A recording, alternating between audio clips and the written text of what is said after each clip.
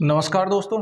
तो पिछले लेक्चर में हमने पढ़ा था गायनेकोलॉजी, और गायनेकोलॉजी में जो चैप्टर पढ़ रहे थे अपन वो था फीमेल रिप्रोडक्टिव सिस्टम के बारे में। ठीक है। अब फीमेल रिप्रोडक्टिव सिस्टम में हमने क्या किया था, उसकी स्ट्रक्चर देखी थी। स्ट्रक्चर देखने के बाद में ओवरी के बारे में पढ़ा, ओवरी के बाद में हमने पढ़ा फिलोपियन ट्यूब, फिलोपियन ट्यूब के बाद में यूट्रस, यूट्रस के बाद में सर्विक्स, और सर्विक्स के बाद में वजाइना। तो इन सब चीज़ों के बारे में हमने डिस्कस किया, और साथ ही साथ देखा कि हमारी जो ओवरी है, सॉरी, जो एनिमल की जो ओवरी है वो ओवरी क्या सीक्रेशन करती है। ओवरी से जो एस्ट्रोजन का सीक्रेशन होता है, और एस्ट्रोजन का सीक्रेशन ग्राफिन फॉलिकल जो हमारा होता है उसकी थीका इंटरना से एस्ट्रोजन का सीक्रेशन होता है, और प्रोजेस्टेरोन हार्मोन का जो सीक्रेशन होता है वो किससे होता है, कार्पस ल्यूटियम से। ठीक है, ये हमने पढ़ा। और अपन हम आज जो पढ़ने जा रहे हैं वो पढ़ने जा रहे हैं हार्मोन्स के बारे में। हार्मोन्स, फिर उसमें हार्मोन्स के बारे में हम जो पढ़ेंगे, जो मादा जनन में जो हार्मोन्स सीक्रेट होते हैं उसके बारे में, और जो नर हार्मोन्स है उसके बारे में अलग से अपन नेक्स्ट क्लास में डिस्कस करेंगे। तो आज की क्लास में हम पढ़ेंगे हार्मोन। ठीक है, हार्मोन। ठीक है। और तो सबसे पहले देखो हार्मोन्स होते क्या है। हार्मोन्स एक रासायनिक पदार्थ है। ठीक है। तो हार्मोन्स क्या होते हैं, अंतःस्रावी ग्रंथियों से। ठीक है, हार्मोन किससे स्रावित होते हैं, अंतःस्रावी ग्रंथियों से। तो अंतःस्रावी ग्रंथियों से स्रावित होने वाले वे रासायनिक पदार्थ जो रक्त में स्रावित होकर किसी विशेष स्थान तक पहुंचाए जाते हैं। रक्त के द्वारा कहाँ पहुंचाए जाते हैं, किसी विशेष स्थान तक वो पहुंचाए जाते हैं, निश्चित अंगों तक पहुंचाए जाते हैं। तो आप अगर इसकी डेफिनेशन, परिभाषा जो आप लिखना चाहो तो इसकी लिख सकते हो, यह अंतः स्रावित ग्रंथियों से स्रावित होने वाले वे रासायनिक पदार्थ है जो जो रक्त के द्वारा, किसके द्वारा, रक्त के द्वारा किसी निश्चित स्थान तक, किसी निश्चित अंगों तक पहुंचाया जाता है, निश्चित अंगों तक पहुंचाया जाता है। मतलब इसका क्या है, इसका मतलब यह हुआ कि ये इसका श्रावण या फिर इसका सीक्रेशन कहीं और होता है, और इसका जो काम आता है ये वो काम कहीं और होता है। इसका सीक्रेशन अलग है और काम कहीं और है। ठीक है। तो ये है, एक होते हैं एंजाइम, एक होता है हार्मोन होते हैं, और एक होता है एंजाइम। अब हार्मोन का तो आपको पता लग गया कि इसमें किसकी जरूरत होती है, रक्त के द्वारा, और ये रक्त में बह के किसी एक स्थान से दूसरे स्थान तक जाता है। एंजाइम क्या होते हैं, एंजाइम वे रासायनिक पदार्थ है जो जहां सीक्रेट होते हैं वहीं पे क्या कर लिए जाते हैं, यूज कर लिए जाते हैं। जैसे मान लो अगर यहाँ हार्मोन की जरूरत है, और हार्मोन हार्मोन सीक्रेट कहाँ से होगा, हाँ यहाँ से। तो यहाँ से किसके द्वारा जाएगा, ये जाएगा रक्त के द्वारा इस अंग तक जाएगा। लेकिन अगर एंजाइम है और एंजाइम इस अंग को एंजाइम की जरूरत है, या इस कोई भी टिश्यू है, किसी भी सेल है, इसको एंजाइम की जरूरत है, तो इसके आसपास ही कहीं क्या होगा, वो उसका श्रावण होगा, और ये क्या किया जाएगा, वहां पे यूज किया जाएगा। तो ये हो गया अंतःस्रावी ग्रंथियों से स्रावित होने वाले वे रासायनिक पदार्थ जो रक्त के द्वारा किसी निश्चित अंगों तक या फिर निश्चित स्थान तक पहुंचाया जाता है। तो ये थी हमारी परिभाषा। अब प्रकृति के आधार पर, प्रकृति के आधार पर क्या होते हैं, इसका जो क्लासिफिकेशन किया गया है कि हार्मोन कौन सी प्रकृति का होता है, कौन सी नेचर का होता है। तो प्रकृति के आधार पर, ठीक है, हार्मोन का अपन क्लासिफाई कर देते हैं प्रकृति के आधार पर। हार्मोन का वर्गीकरण क्या करते हैं, वर्गीकरण। अब हार्मोन का वर्गीकरण करने से, अब देखो, एक तो कौन से नेचर के हो सकते हैं, या तो हो सकते हैं प्रोटीन नेचर के, दूसरा हो सकता है ग्लाइकोप्रोटीन, ग्लाइकोप्रोटीन, तीसरा हो सकता है स्टीरोइड, स्टीरोइड। ठीक है। स्टेरॉइड नेचर का। और चौथा हो सकता है जो क्या हो, फैटी एसिड नेचर का हो। तो उसके आधार पे अलग अलग हार्मोन की अलग अलग क्लास होती है। अभी जैसे प्रोटीन में कौन कौन से हार्मोन आते हैं, तो प्रोटीन में एक आता है ऑक्सीटोसिन, अपना ऑक्सीटोसिन आ जाता है। दूसरा आता है वेसोप्रेसिन, वेसोप्रेसिन। तीसरा आता है GnRH या गोनेडोट्रोपिन रिलीजिंग हार्मोन। ये किस में आता है, प्रोटीन हार्मोन में। अब ग्लाइको प्रोटीन नेचर के कौन कौन से होते हैं, ग्लाइको प्रोटीन के नेचर के होते हैं LH, जिसको बोलते हैं luteinizing hormone, FSH follicular stimulating hormone, ठीक है, और इनहिबिन, इनहिबिन हार्मोन, और एक होता है रिलैक्सिन हार्मोन, ठीक है। इसके बारे में एक वन बाय वन अपन आगे चर्चा करेंगे। जैसे LH हार्मोन का क्या काम है, LH हार्मोन अपने अंडाशय से अंडे का उत्सर्ग करवाता है। FSH हार्मोन अंडे के निर्माण में सहायता करता है। इनहिबिन हार्मोन जो किसी दूसरे हार्मोन को स्रावन होने से रोकता है, स्रावित होने से रोकता है। रिलैक्सिन हार्मोन जब पार्चुरेशन हो रहा होता है, पार्चुरेशन के समय ये क्या करता है, पेल्विक रीजन को शिथिल करता है, रिलैक्स करता है। सर्विक्स को, जैसे सर्विक्स को क्या करता है, शिथिल करता है, ठीक है। तो जैसे ऑक्सीटोसिन, ऑक्सीटोसिन गर्भाशय में क्या करवाता है, संकुचन करवाता है, दूध मिल्क लेट डाउन का काम करता है, दूध उतारने का काम करता है। वेसोप्रेसिन, वेसोप्रेसिन जो ब्लड वेसल्स है उनको क्या करता है, सिकोड़ता है। GnRH, GnRH से कौन सा हार्मोन स्रावित होता है, GnRH। तो ये GnRH गोनेडोट्रोपिन रिलीज हार्मोन, मतलब ये गोनाड्स में स्रावित होता है। तो गोनाड्स से कौन कौन से हार्मोन स्रावित होते हैं वो आपको आगे डिस्कस करेंगे। स्टेरॉइड हार्मोन, स्टेरॉइड कौन कौन से हैं, स्टेरॉइड होते हैं एस्ट्रोजन, दूसरा क्या है प्रोजेस्टेरोन, और एक कौन सा है टेस्टोस्टेरोन हार्मोन, ठीक है। ये दोनों किस में से स्रावित होते हैं, ये दोनों फीमेल में स्रावित होते हैं और ये एक मेल में, ठीक है। Fatty acid, fatty acid hormone का क्या उदाहरण है, PGF2 अल्फा। PGF2 अल्फा आपको पता होना चाहिए, एज आप लाइफ स्टॉक इंस्पेक्टर हो, आपने डिप्लोमा किया है 2 साल तक, PGF2 अल्फा का क्या रोल है। और स्टेरॉइड हार्मोन और जो फैटी एसिड वाला जो हार्मोन है, मेनली आपको ध्यान रखना है कि स्टेरॉइड हार्मोन के क्या क्या साइड इफेक्ट एनिमल में होते हैं, ये सारे आपको पता होने चाहिए। PGF2 अल्फा कहाँ से सीक्रेट होता है, तो PGF2 अल्फा जो अपना गर्भाशय होता है, एनिमल का गर्भाशय होता है, उस गर्भाशय के एंडोमेट्रियम से किसका स्रावन होता है, PGF2 अल्फा का स्रावन होता है, जो क्या करता है, ईस्ट्रोसाइट में लाता है एनिमल को, ठीक है। या फिर जो कोई प्रेग्नेंट एनिमल है उसमें PGF2 अल्फा का इंजेक्शन लगवाते हैं, तो उसमें क्या होता है, वो गर्भपात करवाता है। तो ये हार्मोन कहाँ से स्रावित होते हैं, हार्मोनों का स्रावण कहाँ से होता है, मेनली ये जितने भी हार्मोन है, इन हार्मोनों का स्रावण होता है पिट्यूटरी ग्लैंड से, या फिर बोलते हैं जिसको अपन पीयूष ग्रंथि से बोलते हैं। अब पीयूष ग्रंथि का जो रेगुलेशन है, पीयूष ग्रंथि का जो हेड है, वो पीयूष ग्रंथि का हेड होता है हाइपोथैलेमस। जब तक हाइपोथैलेमस नहीं कहेगा पीयूष ग्रंथि से कोई हार्मोन का स्रावण नहीं होगा, ठीक है। तो इसके हेड मान सकते हैं या फिर मुखिया मान सकते हैं। पीयूष ग्रंथि का मुखिया कौन होता है, वो होता है अपना हाइपोथैलेमस। अब हाइपोथैलेमस जब तक नहीं बोलेगा तब तक पीयूष ग्रंथि से कोई श्रावण नहीं होगा।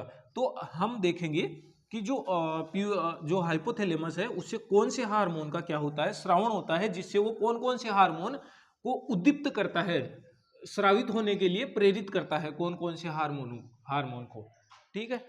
तो जैसे मान लो 7 प्रकार के, जैसे आपको मैं एक बार संरचना बना देता हूं, ये अपना है, ये हाइपोथैलेमस है, ये हाइपोथैलेमस,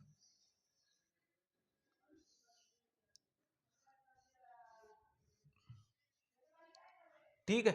ये अपना क्या, ये है हाइपोथैलेमस, हाइपो हाइपोथैलेमस। और ये क्या है, पीयूष ग्रंथि, पीयूष ग्रंथि। अब आप सबको पता है कि पीयूष ग्रंथि के कितने भाग होते हैं, पीयूष ग्रंथि के 2 भाग होते हैं। एक भाग होता है अग्र पीयूष ग्रंथि और दूसरा होता है पश्च पीयूष ग्रंथि। तो जो आगे की तरफ है उसको हम क्या बोल देंगे, अग्र पीयूष ग्रंथि, अग्र पीयूष ग्रंथि, ये वाला भाग। और जो पीछे वाला भाग है वो है पश्च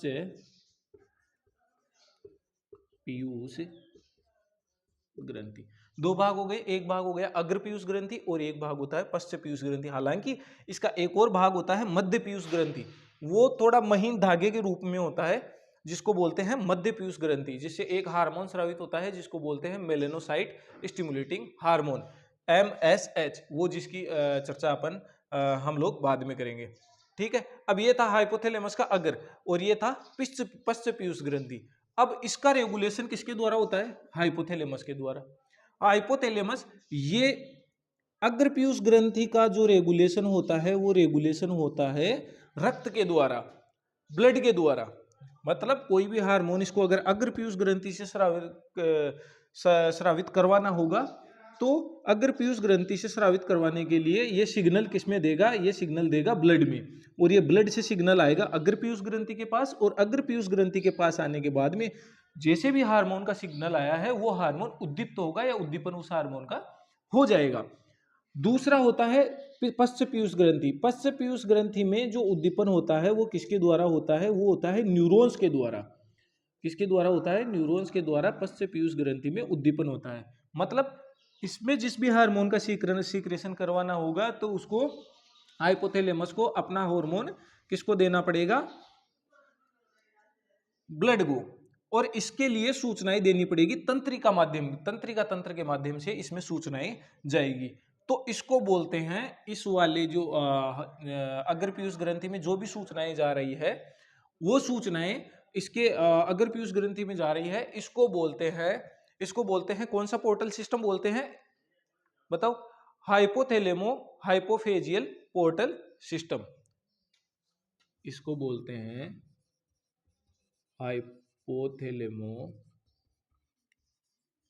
हाइपोथैलेमो कौन सा सिस्टम बोलते हैं? हाइपोथैलेमो हाइपोफेजियल पोर्टल सिस्टम। ये आप नाम याद रखना चाहो तो रख लो, वरना हमें एक बात इसमें ये ध्यान रखो कि आगे वाला ब्लड के द्वारा नियंत्रित होता है, ब्लड वेसल्स रक्त वाहिनियों के द्वारा नियंत्रित होता है, और पश्च वाला जो पश्च पीयूष ग्रंथि है वो किसके द्वारा नियंत्रित होती है? न्यूरॉन्स के द्वारा नियंत्रित होती है। ठीक है, अब हम देखेंगे कि हाइपोथैलेमस से कौन से हार्मोन स्रावित होते हैं जो कि अग्र पीयूष ग्रंथि और पश्च पीयूष ग्रंथि से अलग अलग हार्मोन्स का क्या करवाती है? सीक्रेशन करवाती है। तो उसके लिए हम क्या करेंगे, ये नोट कर लेना, आप साथ के साथ नोट करते रहना। मैं आपको बता देता हूं अग्र पीयूष ग्रंथि से तो हाइपोथैलेमस से जो हार्मोन स्रावित होते हैं वो होते हैं, इधर बना लेते हैं, एक होता है GnRH, ठीक है, जिसकी फुल फॉर्म होती है गोनेडोट्रोपिन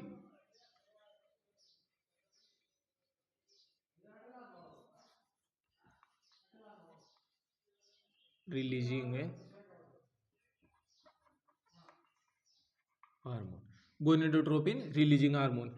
एक होता है CRH, जिसका मतलब होता है कोर्टिकोट्रोपिन रिलीजिंग हार्मोन। क्या बोल देंगे इंग्लिश में, हिंदी में लिखवा देता हूँ, कोर्टिकोट्रोपिन, आगे लिख लेना रिलीजिंग हार्मोन। तीसरा कौन सा होता है? तीसरा होता है थायरोट्रोपिन रिलीजिंग हार्मोन, ठीक है, जिसको बोलते हैं TRH, थायरोट्रोपिन रिलीजिंग हार्मोन। तो इसका हो जाएगा थायरोट्रोपिन रिलीजिंग हार्मोन। एक होता है ग्रोथ रिलीजिंग हार्मोन, क्या होता है? Growth releasing hormone.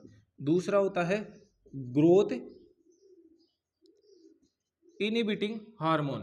तो ग्रोथ इनहिबिटिंग हार्मोन किससे स्रावित होगा? ये भी ग्रोथ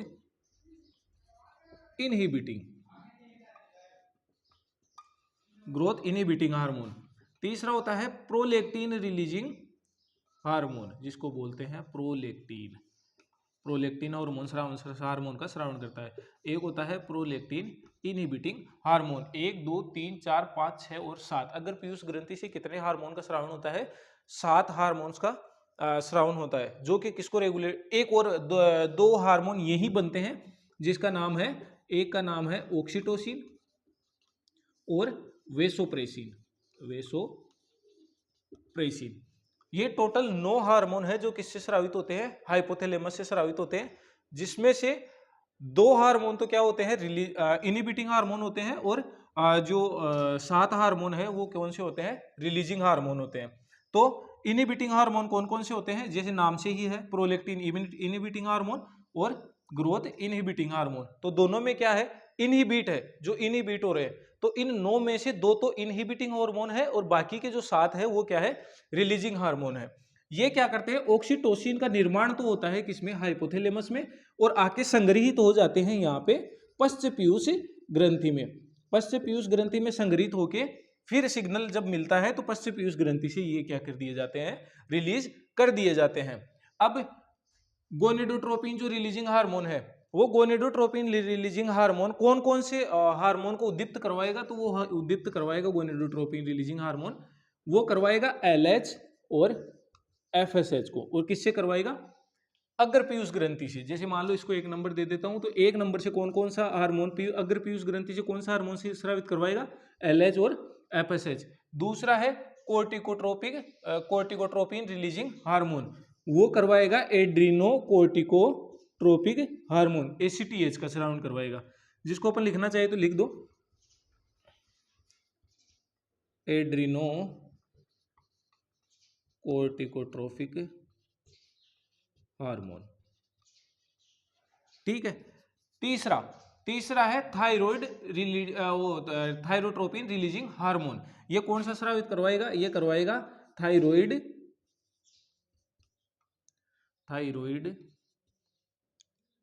स्टिमुलेटिंग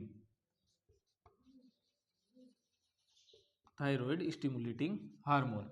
फिर आता है ग्रोथ हार्मोन से, सीधा है कि ग्रोथ हार्मोन है तो ग्रोथ हार्मोन रिलीज करवाएगा, और इनहिबिटिंग है तो ये क्या करवाएगा, इनहिबिट करवाएगा। प्रोलेक्टिन रिलीजिंग हार्मोन किसका स्रावन करवाएगा, वो करवाएगा प्रोलेक्टिन का। ठीक है। और प्रोलेक्टिन इनहिबिट हार्मोन क्या करेगा, अगर जो पीएस वो हाइपोथैलेमस है उसको नेगेटिव फीडबैक देगा और बोलेगा कि प्रोलेक्टिन का स्रावन क्या करवाना है, कम करवाना है। तो ये जो थे LH, FSH, ACTH, TSH, GH और प्रोलेक्टिन, ये सब क्या थे, ये जो 7 हार्मोन है ये किससे स्रावित होते हैं, अग्र पीयूष ग्रंथि से, और जो 2 हार्मोन है वो किससे स्रावित होते हैं, पश्च पीयूष ग्रंथि से। ठीक है। तो ये जो हार्मोन्स थे इनके बारे में अपने पढ़ा हमने। ऑक्सीटोसिन और वेसोप्रोसिन का निर्माण किसमें होता है, मैंने आपको बता दिया, एक बार आप लिख भी लो यहाँ पे, ये नोट करते रहना भाई साथ के साथ, ठीक है ना। मैं अलग से नोट करवाने का समय नहीं दूंगा, साथ के साथ आप क्या करते रहना, नोट करते रहना। तो एक तो है ऑक्सीटोसिन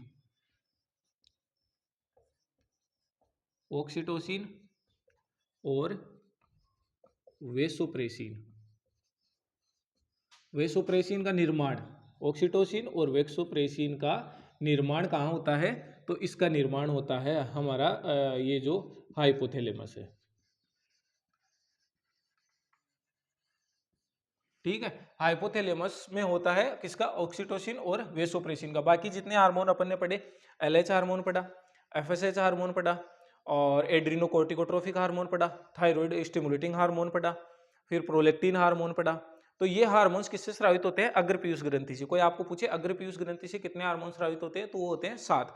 हाइपोथैलेमस से कितने हार्मोन स्रावित होते हैं, तो आप बताओगे 9 हार्मोन हाइपोथैलेमस से स्रावित होते हैं, जिसमें से 7 हार्मोन रिलीजिंग हार्मोन है और 2 हार्मोन है वो इनहिबिट हार्मोन है, जो बाकी जो हार्मोन है उसके स्रावण को, जो उसी से रिलेटेड हार्मोन है उसके स्रावण को क्या कर देते हैं, रोक देते हैं। तो 1 बाय 1 अब हम क्या पढ़ेंगे, जो मादा के जो जनन हार्मोन है, मादा के जो जनन हार्मोन है उन हार्मोन्स के बारे में अपन पढ़ेंगे कि मादा के जो जनन हार्मोन कौन कौन से हैं। तो सबसे पहले अपन ने हाइपोथैलेमस से जो स्रावित होता है वो मादा के जनन में कौन सा हार्मोन सही सीक्रेट होता है वो अपन देखते हैं। तो सबसे पहला हम पढ़ेंगे GnRH। कहाँ से स्रावित होता है, ये स्रावित होता है हाइपोथैलेमस से। GnRH कहाँ से स्रावित होता है, ये हमने पढ़ लिया है। हाइपोथैलेमस किससे स्रावित होता है, वो होता है हाइपोथैलेमस से, और इसका क्या नाम है, गोनेडोट्रोपिन रिलीजिंग हार्मोन। अब ये गोनेडोट्रोपिन रिलीजिंग हार्मोन में कौन कौन सा हार्मोन स्रावित करवाता है, एक तो होता है FSH। कौन सा स्रावन करवाता है, फोलिकुलर स्टिमुलेटिंग हार्मोन। जिसका इंग्लिश में बोलते हैं फॉलिकुलर स्टिमुलेटिंग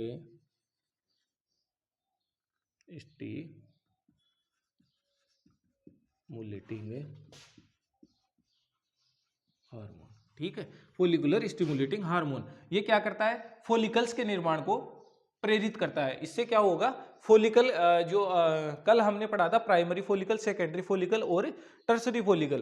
तो प्राइमरी, सेकेंडरी, टर्सरी में क्या करता है ये इनको क्या करता है,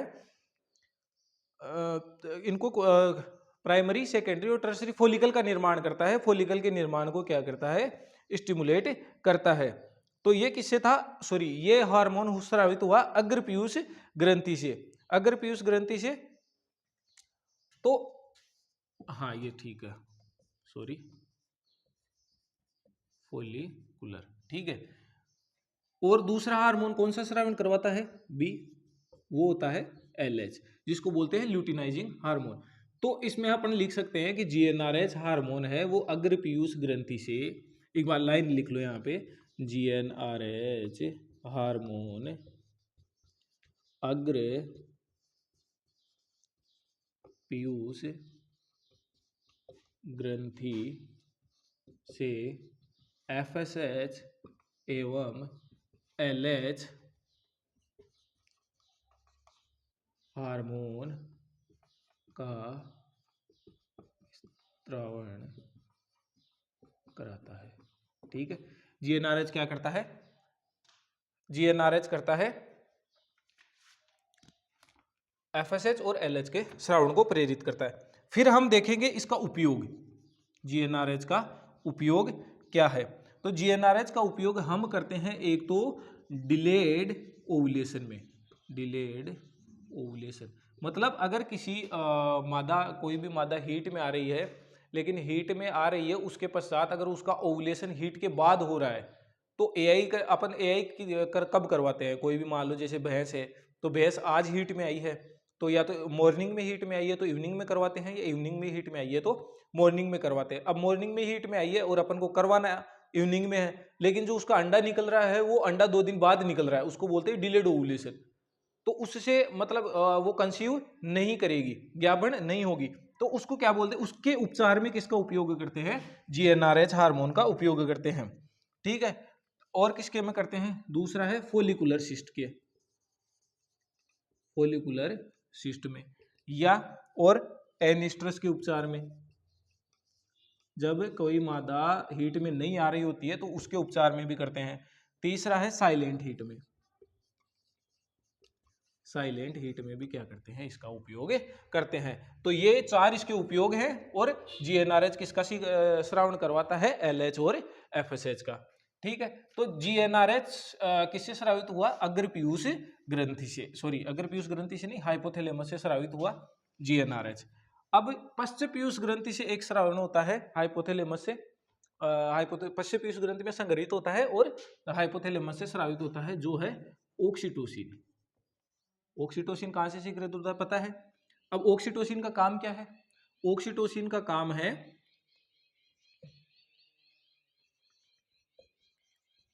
गर्भाशय में, ऑक्सीटोसिन का क्या काम है, गर्भाशय में संकुचन, संकुचन। दूसरा है मिल्क लेट डाउन का काम है, मिल्क लेट डाउन, जिसको क्या बोलते हैं, दूध उतारना, दूध उतारना, किस में से, पशु में से। अब इसका उपयोग किस में है, उपयोग है एक कंडीशन होती है दोस्तों, उसका नाम होता है यूटेराइन इनर्शिया।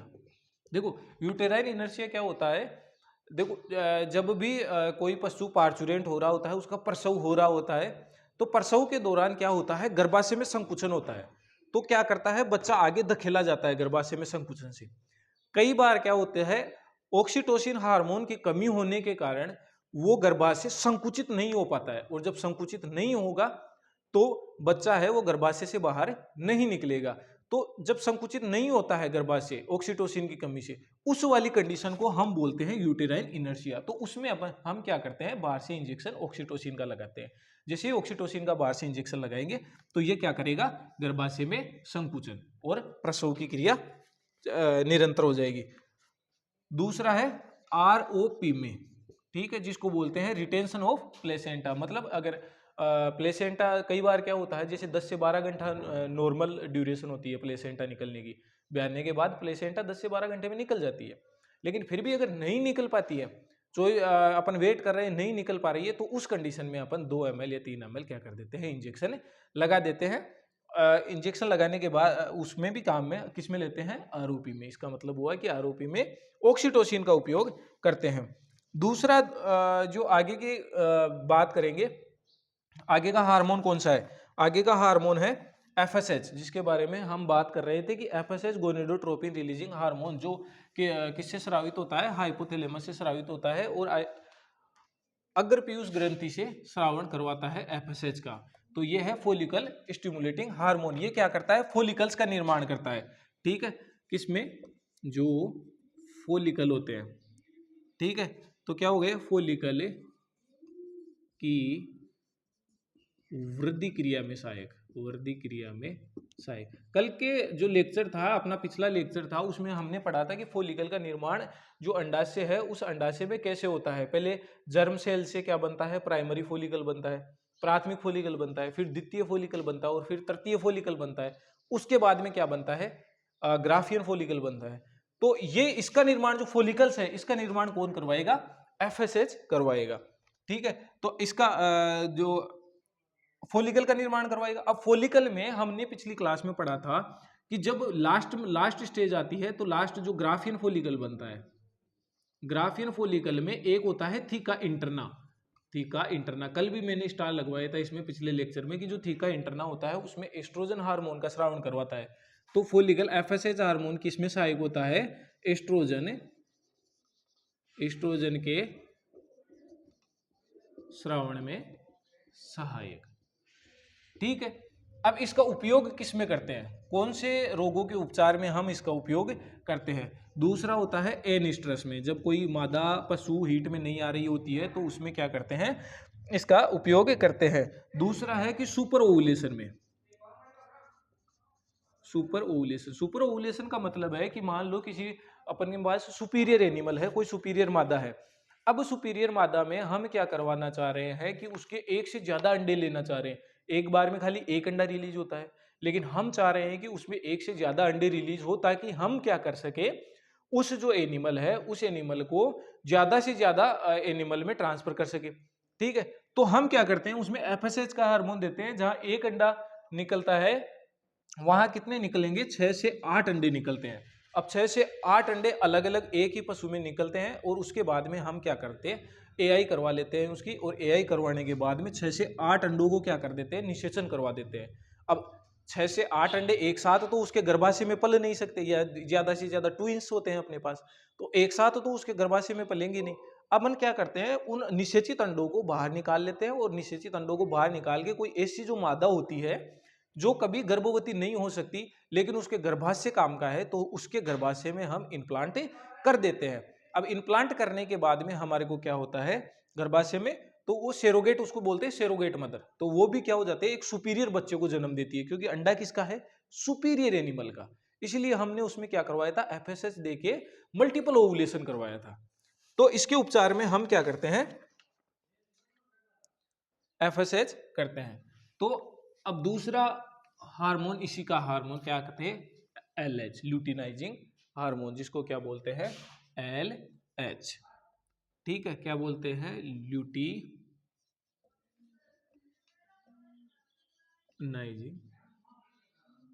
Luteinizing hormone. ये ल्यूटिनाइजिंग हार्मोन देखो, ल्यूटिनाइजिंग हार्मोन क्या करता है, ये अंडोत्सर्ग को प्रेरित करता है। मतलब अंडे से जो अंडाशय है, उससे अंडे को बाहर निकलने में प्रेरित करता है। तो इसका कार्य क्या है, अंडोत्सर्ग में, अंडोत्सर्ग, अंडोत्सर्ग करना, ठीक है। किसमें काम है, अंडोत्सर्ग में इसका काम होता है। दूसरा काम है कार्पस ल्यूटियम को बनाए रखना, कार्पस ल्यूटियम, कार्पस ल्यूटियम को बनाए रखना।